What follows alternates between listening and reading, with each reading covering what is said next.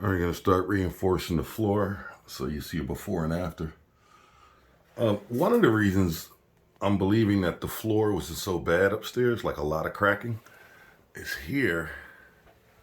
We're about 16 inches on center, which is average for today's build.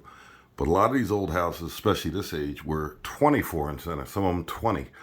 And that would give a lot more flex in between the joists. So I think somebody did this 16. It's still a balloon build. Usually your supports were 16 on center, but I have seen a lot of them that are 20, 24, especially in the roof. But usually they try to do them 16, but not all of them. But this is one of them. And I believe that helped with supporting the floor so it couldn't flex so much. And that's why I believe there are not that many broken tiles. Again, to my theory that it's a pretty stable floor considering. Also let the client know that in the future, if they want it, we're going to do the plumbing in such a manner, the best way we can, that they could take out their drop ceiling and have the floor done later at a later point.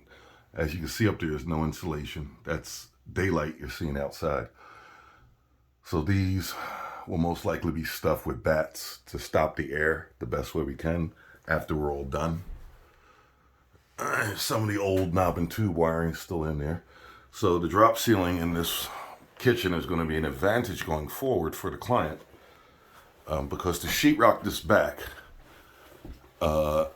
only incur, anything you do, you got to tear it all back down again. And that's why we made the recommendation to just put a drop ceiling in.